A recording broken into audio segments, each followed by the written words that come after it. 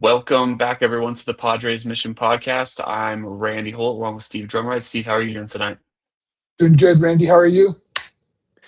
Feeling a little under the weather, but I'm feeling a little bit better when I'm looking at those wild card standings we got up there. Yeah, that should make anyone feel better, considering where the Padres have been and where they are now. It's night and day, and everybody should be pretty enthused about what's going on right now. Yeah, I really feel like this is a reward specifically for us. We have been doing this podcast for so long. We've put in so much work, and it's just nice for guys like us to be rewarded with good vibes because Finally, finally, it felt like years, and realistically, what do we say? This is episode 9. So the first yeah, 7 of these were a little questionable in terms of our vibes, but trade deadline around that time, things started to get a little bit better. And now, the Padres are sitting firmly, not firmly, but they're in the wild card spot. And now everybody else is chasing them, which is probably the first time we've had that since we've been doing this. So that's a breath of yeah, fresh air. yeah. For the first time, they actually control their own destiny. Yeah. So we'll talk a little bit about what the outlook looks like for them, but they've won 5 in a row. They have that, and what's nice about this is they don't have to beat out both teams, both the Arizona Diamondbacks and the Phillies. They just have to beat out one of them. So I think that really helps to keep things in perspective because the Phillies are winning right now in the Field of Dreams game, but they've been prone to some questionable stretches. The Diamondbacks are prone to questionable stretches. So if you can just edge out one of those teams, then you're in the postseason. Which Yeah, who would have exactly. thought a few weeks ago? We were talking about what selling would look like. It's amazing what a few wins will do. Some improved play on the field and some better pitching, which we'll get into. Yep.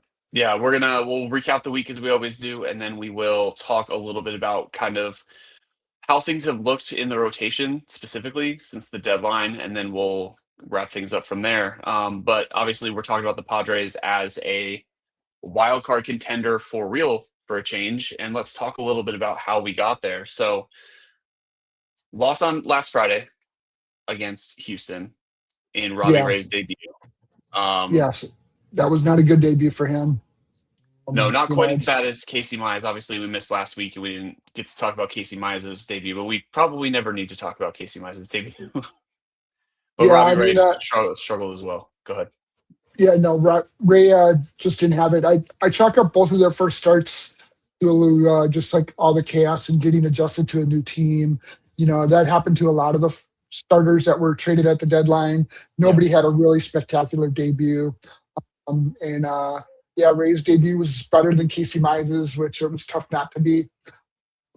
But he went 5 innings, gave up 4 runs, 7 hits, 5 walks, and he is prone to walks. That's the one thing that Yeah. Yeah. that will haunt him the rest of the year. But he got his feet wet, even though he had pitched on that mound in his last start the week before. But there wasn't a whole lot to talk about in that game other than Fernando Tatis Jr. getting a couple hits, including hitting his 10th home run, and he's been heating up recently as well. Yeah. With the debuts, like you said, I feel like starting pitchers have to make that adjustment, and it can definitely be clunky. Mize, I looked at him earlier this week, and there wasn't anything really discernible in his usage or anything like that between his 2 starts. It was just he had his command and he was more comfortable the second time through. Robbie Ray, like you said, he's prone to walks, and he's a guy who doesn't necessarily limit traffic. He just works around traffic really effectively.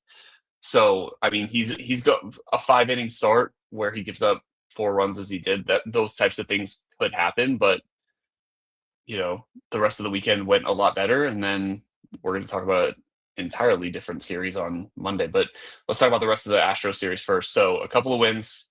Michael King does his thing as he's Michael King, 6 innings, 1 run. And Randy Vasquez is starting to become my guy again a little bit. Yeah, that was a big start for him, and I think he's motivated by potentially losing his grasp on a rotation spot. He's definitely got that locked down for now, but we'll see what happens as time goes by. The offense was clicking over the weekend. They had 12 hits on Sunday.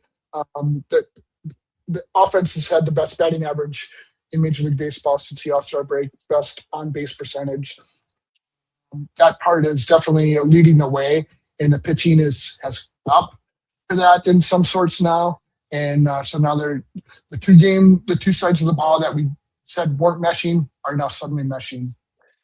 Yeah, and it's wild what that does. Like, it feels so laborious trying to do anything in a baseball game, let alone like watch a baseball game. Not that I'm making myself out to be the victim here for watching baseball, but like it is really tough to watch those two things where it's like, cool, the offense is clicking today. Well, let's see what Griffin Canning's going to do now.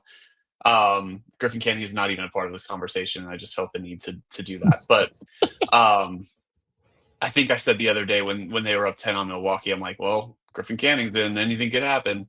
But like it's a real struggle to watch a team and like from the Cubs side, I see this too, because their offense disappeared for a month and the pitching shockingly held together through all of their injuries. It's not fun for anybody. It's not fun as a player. It's not fun as a viewer. So to have that kind of come together, and it has been coming together despite the loss last Friday, like more often than not over these last few weeks, that has been what's happening. The offense is getting their production, and if not, they're getting timely hits to give their pitching staff a chance, and they were able to finish off the weekend really nicely because of that. Yeah, and you shouldn't dismiss the Astros, even though we'd like to. You know, the Astros I think they were in first place at the time. If not, Yep. they had the same record as the Padres entering the series, and so it was a team that's in similar circumstances. They're fighting for their lives as well. And what's the one name that you didn't really hear all weekend? Yordan Alvarez, and that's the keeping him off the board, the big flies. That was a huge accomplishment in itself. Yeah. Meanwhile, in that series, the Astros could not keep Jackson Merrill off the board. No, Merrill was kind of that Merrill's gotten hot. He had the go ahead home run in the third inning on Saturday, and then he hit one of 4 home runs for the Padres on Sunday. Big addition, big surprise on Sunday. Wake up to see that Austin Hayes signed with the Padres to fill a right-handed bat on the bench, and he got a chance to hit on Sunday and hit one of the 4 home runs. And so that's always a nice start to a new team for a player coming in who had just gotten cut by the White Sox. Yeah, it's not the first time the Padres have had a White Sox cast off join their team and contribute a couple of key hits. I mean, I guess through Sunday it was just the one, but and those contexts differ very dramatically. But you and I, when we talked pre-trade deadline, we talked about like an outfield specific complementary bat, just somebody who could come in and handle things off the bench, especially somebody who could hit left-handed pitching, and Hayes very much does that. And the fact that he just announced his presence right away, I think he had a couple more hits in the Milwaukee series. So he looks the part right now, and as long as Stammen continues to put him in spots where he's going to be successful, it's a really nice addition without having to be compelled to go out and, I think I dropped. Who did I say? Did you say Lane Thomas, or did I say Lane Thomas? You said Lane Thomas, but I agreed with that. Yeah. Right. So you save your prospects and give like another, handful of dollars out for a non-guaranteed deal that ended up becoming guaranteed pretty quickly. But then we get to Monday. Yeah. So Monday, the amount of joy that I have experienced over the last few days against this particular opponent has been palpable. Yeah. So that's your Cubs blood showing through there. Monday the Brewers. The Milwaukee Brewers should not exist. Let me just. They should not. Like, there is no earthly reason for them to be as perpetually good as they are. And I don't know what's really weird about this for me is that in my mind, they have taken over the Cardinals as the team that I absolutely cannot stand. But I like a lot of their players, so I genuinely don't understand. Like Jackson Chourio, love him. William Contreras, love him. I like some of their arms too. Like, it doesn't make sense in here, but I loathe them so much. Okay, that's your Cubs fan side showing, and it's definitely like I can totally understand that. Yeah, but let's get on to the Padres side of things on this. the Brewers did come to town with Major League Baseball's best record, but the Padres won the opener 3-2, which I was actually at that game. Me and a buddy sat out in left field for that. Um, it was a very fun experience. But this one was Jackson Merrill homering for the third straight game. This one was a 2-run shot off of Logan Henderson. I think they were trying to get Henderson through another couple of outs in that inning. Just their bullpen was taxed. They didn't have any of their top 3 relievers available for that game. And Henderson was honestly pitching very well. But, Jackson Merrill hit the go-ahead home run to dead center off Henderson, and that was that decided things. France also homered. DC Mize had his second start, and this one went much better. Correct. 2 runs over 6 innings, 6 strikeouts, and then he was able to turn it over to the bullpen of Matsui, Morhone, and Miller, and they locked it down. Got to give a shout out to Sun Monk Song, made a tremendous play. I don't think Xander Bogaerts makes that play in the same situation. Song showing some nice athleticism after a bad foot from Cronenworth and kept a foot on the base for the second out in the second inning. That could have set the Brewers up for a bigger inning, and it just saved them from potentially a really big inning that could have changed how this whole series went. Right. And one thing I was thinking about on Monday is like, this is a 3-2 game late, and that makes me nervous. But that is the thing that the Padres do, is they can win these close games because of their bullpen. So as long as the offense does exactly what they did on Monday, where it's, we get our timely hitting, we take advantage of a starter that's starting to tire a little bit, and we can finish it off. So I feel like it's never the issue with the close games. And you have the note in here that's their 18th win when tied or trailing entering the 7th inning. So when the margins are narrow, it does feel like things favor the Padres just because of the bullpen. So against an elite baseball team, it's really nice to kind of see what that looks like when the stakes are as high as they are pretty much every day for the Padres. Yeah, I mean, I think that's the one thing that has worked well for them all season is that if it's close in the 7th inning or later, they've got a chance. Yep. It's just like there were so many times in May and June where it wasn't necessarily close, or they weren't able to get those hits at that time.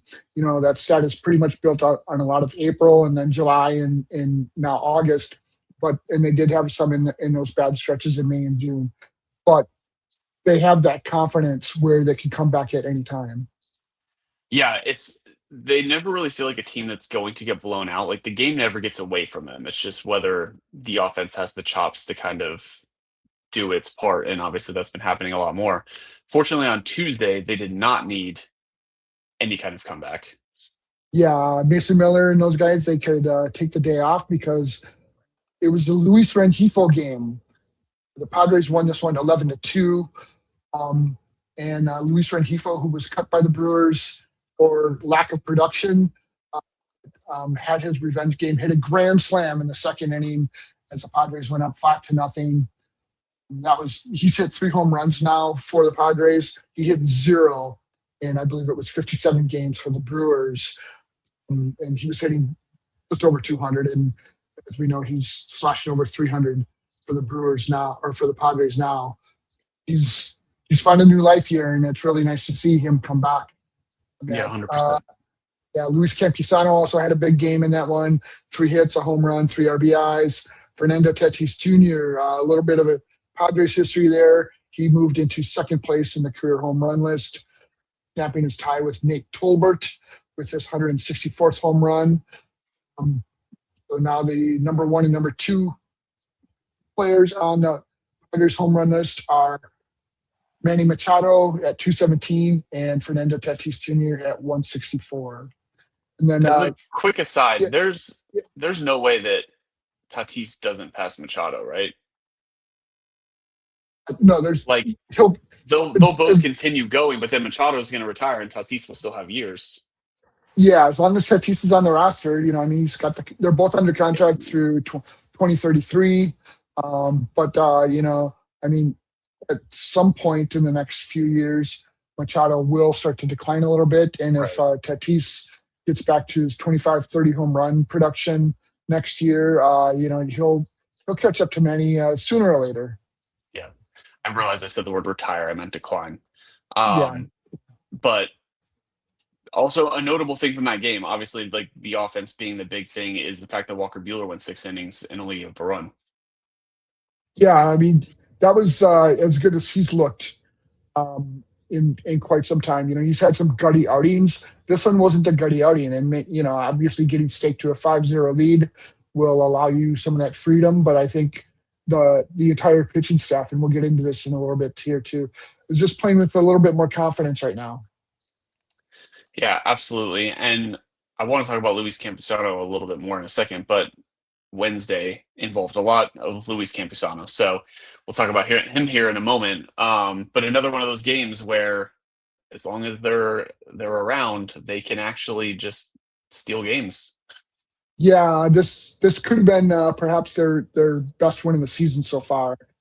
There's a couple candidates for that, but considering the competition and the way they've been playing, this definitely ranks right up there. You know, 4-3 win in 11 innings. Luis Campusano with the walk-off single, drive to right field, and they scored the winning run. I had a throw. Jackson Merrill had a sac fly where Luis Lara in right field made a crazy catch on that one. Otherwise, that could have ended the game. And then the tying run scored in the eighth inning with 2 outs as Jake Cronenworth had a hustle single. Aaron Ashby was late covering the first base on the grounder to first base. And the first baseman, Jake Bowers. And that allowed Fernando Tatis Jr. to score all the way from second base. That was a beautiful base running decision by him. Yep. You know, it reminds me of Major League, whereas the runner starts running from second and just keeps on going. Yep. And you know, Tatis slid in without a play at the plate, and that scored the tying run in the eighth inning to make it 2-2 and set up the heroics at the end of the game. Yeah, and first of all, I love when a player is able to show like their high IQ, like baseball instinct type stuff that's unquantifiable, but they know what to do in a given situation. And obviously, I watched Javi Baez do that for a long time with the Cubs, but Tatis being an outfielder doesn't necessarily get to show that part of his game as much, just because you tend Right. to see that quality more with infielders and the decisions they have to make. So when it does manifest on the base paths like that, it's very fun, especially in a close game against a good team. Yeah, I mean, his IQ. I think that's something that doesn't get talked about enough. You know, a lot of people love to criticize but his baseball IQ is really good.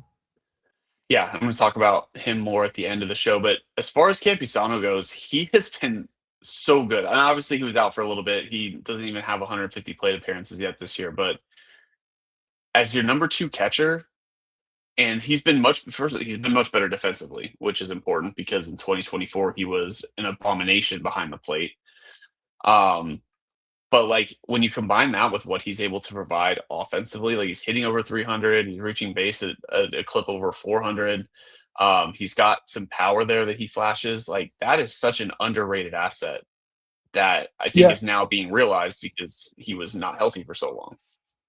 yeah. Well, I mean, it's a combination of him finally being healthy this year, and then also just having confidence from the coaching staff. Yeah. You know, I mean, the manager who shall not be named that was here the last couple of years, just he didn't like Campusano and didn't want to have him anywhere near the major league roster, especially when they needed offense from the catching position. It's really nice to see Campusano contribute. Yeah, which is so illogical. Like I understand, different teams prioritize catching defense differently. So I understand like if you want to keep him away from the position, but like his bat has always played.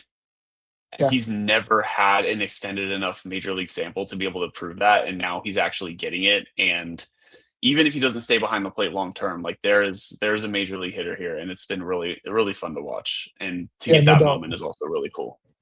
Yeah. It's been fun to see him have some joy with the Padres this year. 100%. Well, let's hard pivot now into our main discussion, which is around the starting pitching. So we have had a lot of conversations about the starting pitching. We've complained a lot about the starting pitching. And I think we've been really clear in our stance that the biggest thing that this group needs to provide the team is volume. It's never been they need to strike out hitters and they need to, do this or do that. They need more velocity in their starting rotation. It's like, no, they need guys who are going to give them ideally 6, but at least 5. And for so long, they struggled with that given who was comprising this group. And then obviously over the last few weeks last couple of weeks ahead of the trade deadline, it was the pitching chaos where it's like, all right, we'll throw JP Sears for 2 or 3, and then Griffin Canning for 2 or 3, and then Kyle Hart can have his moment for a couple of innings. And that worked. But we had talked about, like, you also don't want to stretch that over too long of a period of time. So right. they addressed it at the deadline with Robbie Ray and Casey Mize. And despite the fact that those two struggled in their early starts, Ray only threw 4 innings in his second start. But Mize looked much better. But the whole group is really starting to kind of come together and start to stabilize into exactly what we wanted from them. Yeah, and I mean that their performances and just having them on the roster builds confidence in so many ways. It takes a lot of the pressure. Michael King and Walker Buehler and Randy Vasquez, and Vasquez is a little bit of a different case, but just think of the weight lifted off of Michael King and Walker Buehler, and I think you saw that in their performances, their last performances. Buehler going 6, King having a really nice outing. Robbie Ray, I'll say this. I think he showed on Tuesday when he got into trouble. He only went 4 innings, but his value, I'm sorry, that was Wednesday. He only went 4 innings. He showed his value in the 3rd and 4th inning when he got into trouble. Yep. If that's Lucas Giolito or Griffin Canning or Herman Marquez, that might turn up into a blowout inning, either one of those innings. And he only allowed one of those runs to score in the 3rd and 4th inning while, overcoming Jackson Merrill's error, and then he walked the first 2 batters in the 4th inning and he retired the next 3. He just got out of it. That was a professional pitcher. We talk a lot about professional hitting, but that was a professional hitter. That was a professional pitcher who was at work on that day. Yeah, and I'm laughing slightly because until you said Lucas Giolito's name, I completely forgot he was on the roster. I saw you start to chuckle, and I knew exactly why you chuckled. And he's been my guy for so long, but when he got hurt, I'm like, all right, well, we're never going to see him again. So, yeah, because I mean, he already had questions coming in. Who knows when he comes back? So yeah, he's been throwing, but there's no real updates on him yet.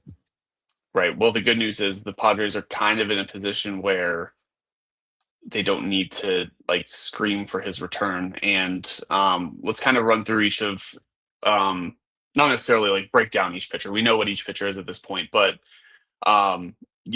just we haven't really got an opportunity too much to talk about what Robbie Ray and Casey Mize should bring to this roster.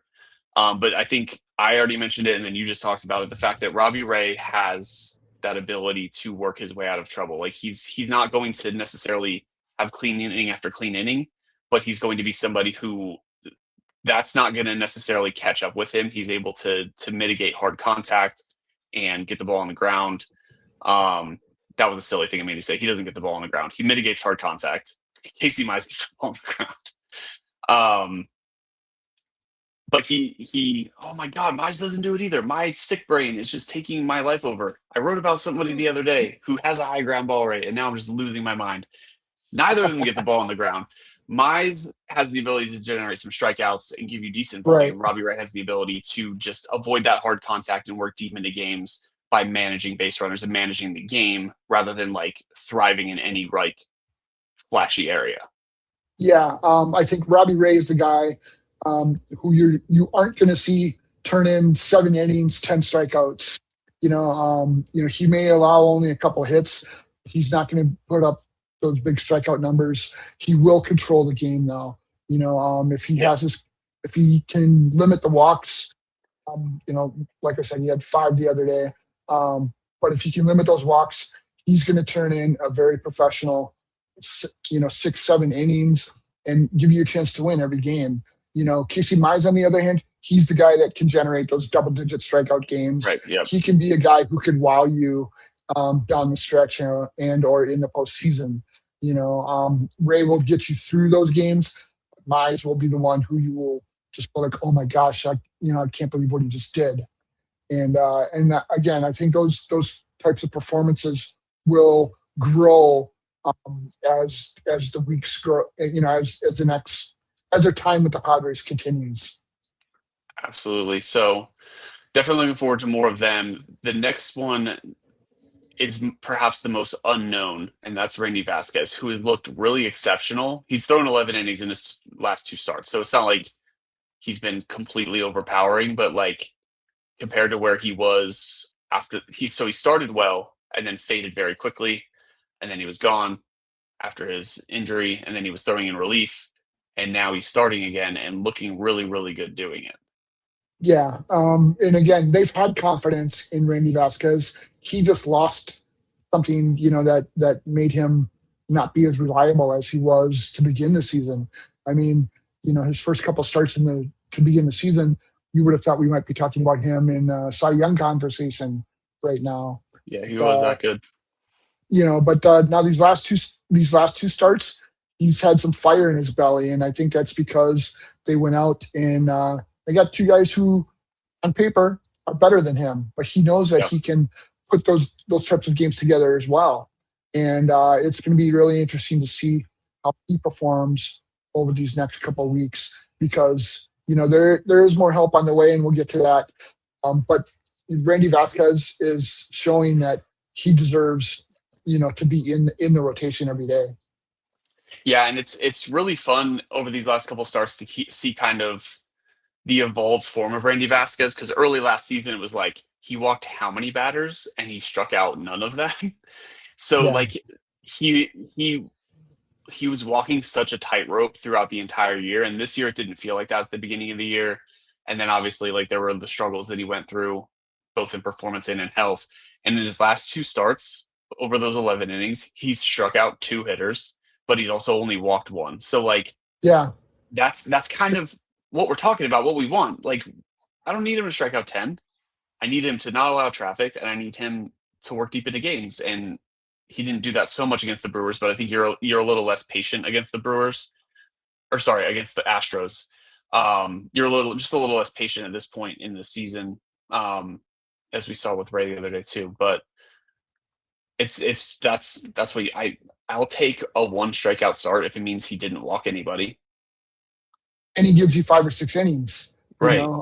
That's what you want. I mean, you want the outs. You want the production. You don't want. You want to make sure that they're not giving up runs. And he's done that in these 2 starts. But he's given them the outings that they really needed out of him. They don't need him to be Superman right now. I think to begin the season, he really wanted to prove himself. He wanted to prove that he was a better pitcher. Because in spring training, you talked about like, oh, he might be on the bubble, for a rotation spot. But he earned his spot in that rotation, and he proved that he belonged. And then he lost his way. He got hurt, but now he's back, and he's got that fire back in him, and he's looking like he should stay in that rotation. Yeah. I'm just looking at his percentile stuff from the last couple of years. So last year for his walk rate, he was in the 30th percentile, and he's in the 75th this year, if I'm reading that number right. Yeah, 75th. So those walks have been virtually eliminated. They're not causing him the problems that they were the last couple of years. Yeah, and what did Crash Davis say in Bull Durham? Strikeouts are fascist. Right. Yeah. Perfect. Randy Vasquez is exactly the type of pitcher we're looking for then.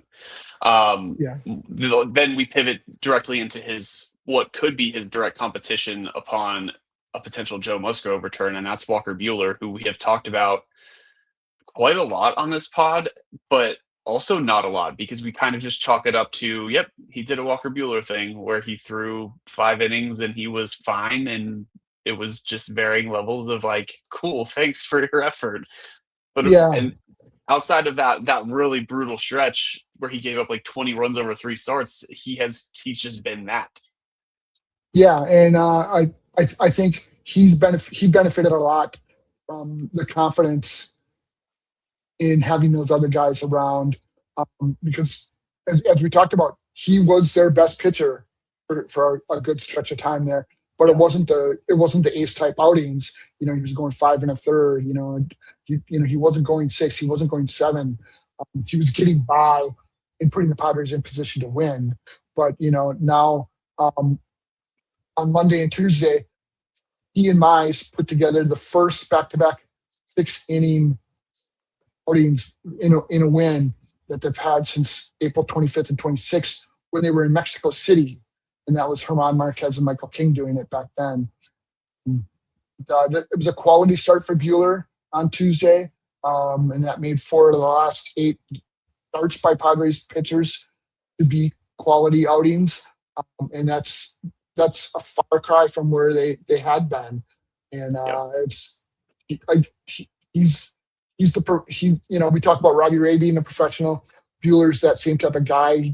His stuff isn't there like it was still with Ray because of the Tommy John surgery. But there's only a couple guys in that rotation that you would trust going into a game 7, and being able to handle that pressure.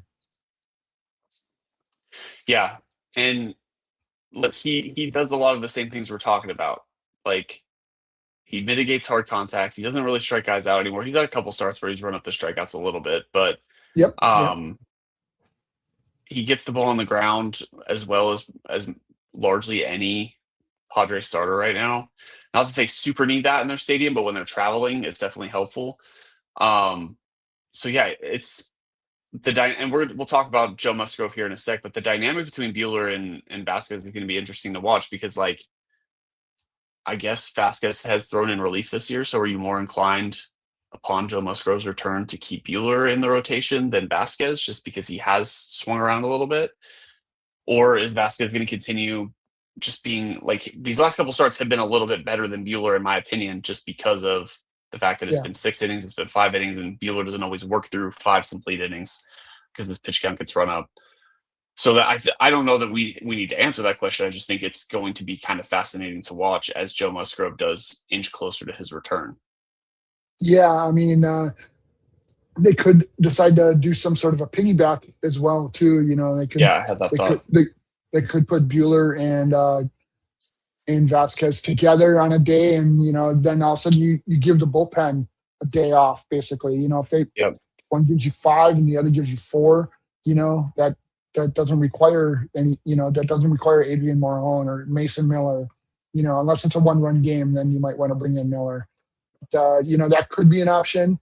It could happen some other way too. You might want to piggyback Vasquez with Musgrove, but that's a decision that the Padres are thinking over right now, and it's a good decision to have. Yeah, and we'll kind of move to this part of the discussion. I don't feel like we need to talk about Michael King. This is Michael King's last 7 starts: 6 innings, 6 innings, 5 innings, 6, 6, 5, 6.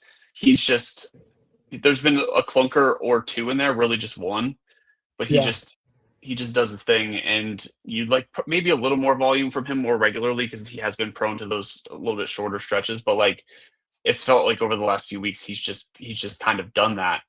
But I think what makes this discussion really important is what it does do for the bullpen with those names specifically that you mentioned just now. Yeah, so I took a look at what the workload has been for the bullpen, and it's been interesting to look at what's going on there. Adrian Morejon. So the extra length in the starters is going to take the pressure off of these guys. Yeah. Adrian Morejon is currently at 65 1/3 innings. His career high is 73 2/3. That happened last year, but he's done it in 19 fewer games. So that means that he's pitching more multi-inning outings than he did last year. Yeah. Wandy Peralta has the second most appearances, and he's at 61 innings. He's got 71 2/3 last year, which was his career high, but he's done it in 18 fewer games. Again, he's going up to 2 innings each time out. Bradley Rodriguez, he made his major league debut last year. He's at 55 innings. He had 44 and a third between two stops in the minors and the Padres last year. He's pitched in 10 more games than he did last year. And he's already got 55 innings, which is 11 more than he had last year. So that was the reason why they gave him a break early in the season, so that they would have him a little bit fresher for this stretch run. But he's going to be a guy that you're going to want to watch. I don't think he's in danger of anything. He's still pitching really well. Okay. You know, he's definitely going to benefit from having these deeper outings. And then finally, we've got Mason. Yeah, sorry. Go. No. You go ahead, because I'm going to circle back to what you're talking about, bigger picture. Okay. And then we have Mason Miller, the guy at the end, 51 and a third innings this year. He had 65 last year. So, he's in 2024. I'm sorry. He had 65 in 2024 at his career high. So he'll definitely get to that before the end of the season.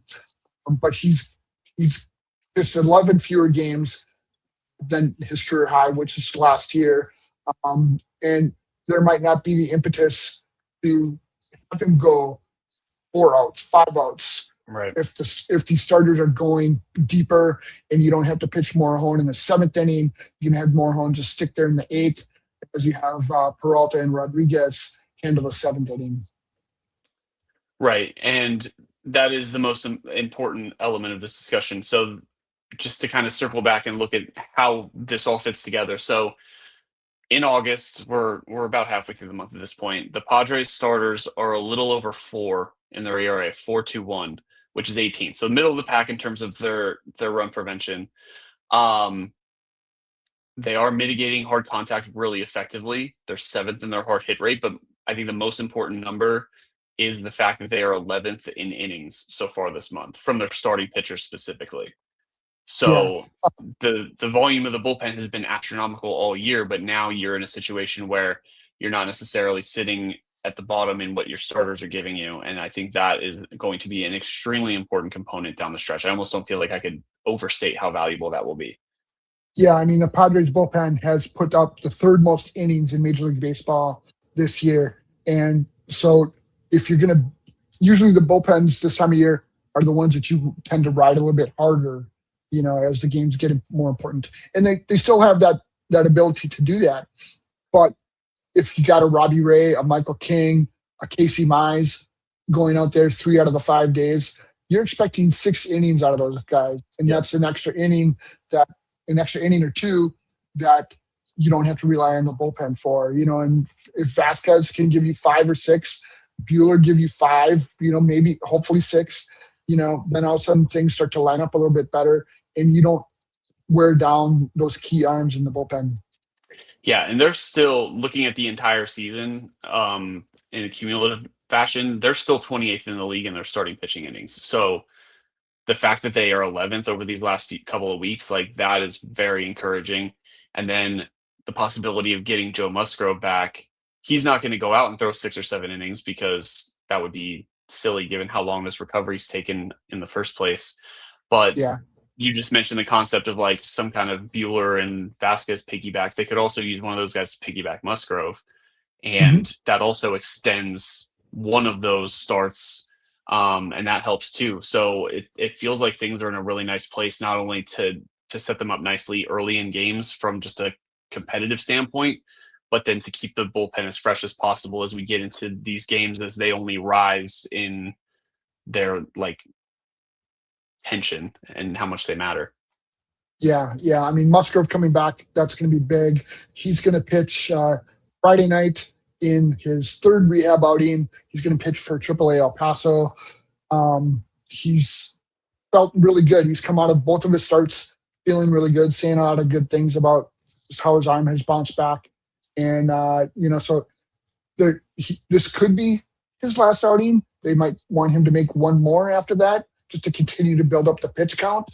But once they get through August, their schedule lightens up a lot. Yeah. I mean, they've still got the Rays this month. They do have the Yankees at the beginning of September. But after that, their schedule lightens up until the end of the month, in the end of the season. So it's they have a little bit of a luxury to slowly bring Musgrove along, and getting Ray and getting Mize, there's, that lessen the tension on having to force him to come back. I mean, you could have been talking about him coming back now if they don't get any starting pitching at the deadline. Right. Yeah, and honestly, it's just nice to hear him talking about how good he feels and have him coming back at all, given that we kind of started like, oh, the season started, he's going to be delayed. Like, he's not going to be ready for the start of the year. All right, that's not a Yeah, super surprise, but then it just never felt like it was going well. So yeah, to be at this point with still, 6 weeks left in the season feels kind of like a victory given what the vibe was earlier in the year. yeah. I'm going to go back to the spring game that he pitched in. He pitched against Great Britain in the world from the World Baseball Classic. They were doing some exhibition games in Arizona, and this was his first outing coming back. Usually in spring training, your first outing, you go an inning or two. He went 3 innings. He threw 60 pitches, and the 60 pitches really raised the alarms with me. I asked him about it after his start in Lake Elsinore, and he said, "Yeah, that might not have been paraphrasing here. That might not have been the best thing for me. I think it was the competitive juices that might have gotten the best, but he was feeling good at that point. In the game, he didn't have any after, or he wasn't feeling anything during the game. And that could have just been the adrenaline because he was back on the mound for the first time since the 2024 playoffs. Yeah, and not throwing against prospects, like throwing against a World Baseball Classic team. Right. Yeah. Well, that concludes our starting pitching corner for the night, and probably the most pleased and satisfied we have been in talking about the starting pitching. So hopefully things continue there and the vibes continue to trend upward. Steve, do you want to hit us with the minor league report? Yeah, I'll make this really quick. The Padres had 3 more draft picks make their debuts this week. Catcher Robbie Levy, a 4th rounder. He's up at Fort Wayne to start his pro career. And then Lake Elsinore got 2 more draft picks. 7th rounder Joe Tiroli, a 2nd baseman, and 11th rounder Chris McHugh, a 1st baseman. And in a fun little trend that's happened with 7 of the draft picks or 6, however many it is, that have made the 6 draft picks that have debuted so far. Hey, the math isn't so easy on the spot, is it, Steve? Yeah, no, it's not. Tiroli and McHugh homered in their very first game, and that came after New Contradas and Hanover hit home runs in their second games last week for Lake Elsinore. So it's nice to see the draft picks get off to good starts in their pro careers. Still waiting on Coleman Borthwick, the 1st-round draft pick, Elliot Lachalis, 2nd-rounder, shortstop, and Ryan Lynch, 3rd-rounder pitcher. Whether he's in relief or starter, that's really to be determined yet. It's been a nice start for the draft picks. Yeah, love to hear all that. So, looking ahead, some really interesting matchups. I feel like we've been in kind of this stretch where I don't even know how to classify the schedule for the Padres. It's been a lot of the Diamondbacks. It's been weird pitching matchups. Yeah, I mean the Giants, Diamondbacks, Rocky. Okay, so maybe that's my vibe. Just that it's either been a lot of direct wild card competitors or it's been division opponents. Yeah. So maybe I'm just like, it just felt like kind of like a slog, but it feels like these matchups coming up are really fresh and obviously super important in terms of the standings. Yeah. Don Orsillo kept on quipping over the last couple of games, we're going to Cleveland, and he wasn't very spend their off day in Cleveland. He wasn't very complimentary. The tone of it wasn't. But it is a big series because the Guardians are battling for their playoff lives as well. Yep. It's going to be Michael King versus Gavin Williams in the opener. And you got Randy Vasquez versus Joey Cantillo in the second game on Saturday. And then you got Casey Mize versus Tanner Bybee on Sunday. All 3 of those are really good matchups. You kind of got the aces going against each other. You got the younger guys going against each other, and you got the prove it guys going against each other. It's definitely a fun matchup. this trio of 3-2 games that we feel destined for won't be stressful at all. No, it's 3-2 might be the highest scoring game in that Yeah, series. true. Yeah, it's definitely going to be some of what we saw as far as scratching those runs across with sac flies and things like that. From Yeah, there, they get the Mets for 3, and then the yep, Twins and the Pirates, which are also really weird matches. The Mets are obviously bad. They started to play a little bit better, and they've lost a couple consecutive games now. The Twins are kind of still lingering in the AL playoff race somehow. yeah, And then, do we remember when I said that the Pirates were the team I was most scared of? yes, I What do. what a foolish thing to say on a public forum. Just real nonsense from me. Well, you didn't think that Paul Skeens was going to start to blow up. It's there's some good concern with him. His speeds are down like 3 miles an hour. Yeah. So let's hope for the Padres' sake that he doesn't figure it out before the Pirates come to town. Yeah, they have some health issues, and they have so many teams ahead of them in the wild card. They might be mailing it in by then. We can only hope. But I mean, just basically they flipped places with Padres. I mean, the Pirates yeah, are were on the outside looking in, but now the Pirates, as you can see in our standings, the Pirates are the team at the bottom of the. That's not the full wild card standings, but those are the ones that right. are still have a chance. Yeah, But that group. the Pirates have the best chance, but the worst chance of that group. Yeah, so I'm looking up where the Twins were too. I feel like I checked the Twins periodically. Yeah, so they're still in the mix too. Yeah, the Um, AL Central is just a mess. yeah, they're 3 games back in the Central, and then they're not too far out of the wild card either. That wild card is also kind of a The disaster. They're half game the out of a wild card spot at 2 games under 500. I mean the Tigers traded Skubal, and they just moved into a wild card spot. Yep, They can still yep. win, they can still win the division. Yeah, well, hopefully, I'm rooting for the White Sox to win the division. They're a fun story. They're a really Yeah, fun team to watch. that's that's been probably the best story all season. Yeah, and there's enough White Sox connection to this Padres team between. I mean, obviously, the Tatis trade has a negative association with it on the White Sox end of things, but you got Sheets, you got Austin Hayes, short Yeah, tenure, but still former White Sox. So yeah, maybe they'll do the South side of solid and handle the Guardians and the Twins over this next little stretch. no doubt, no doubt. All right, Steve, our final thought. Do you want me to go first or do you want to go first? You go first. All right, I want to talk about Fernando Tatis Jr. because that might seem silly. He is the most prominent name on this team. However, I've had the vibe that he had been really good since roughly June. And we had talked about before, you and I, where he did a lot of really good things at the plate. The power just wasn't there, and then the power has obviously steadily manifested. But I didn't realize just how good he's been. So I pulled up position player leaderboard since the start of June, and he is in the top 10 in WAR. He ranks number 10, but um, his strikeout rate is astonishingly low. It's under 17. He's walking almost 10% of the time. His ISO is up over 200. So the power, even if it's not all home run power, the power has been there.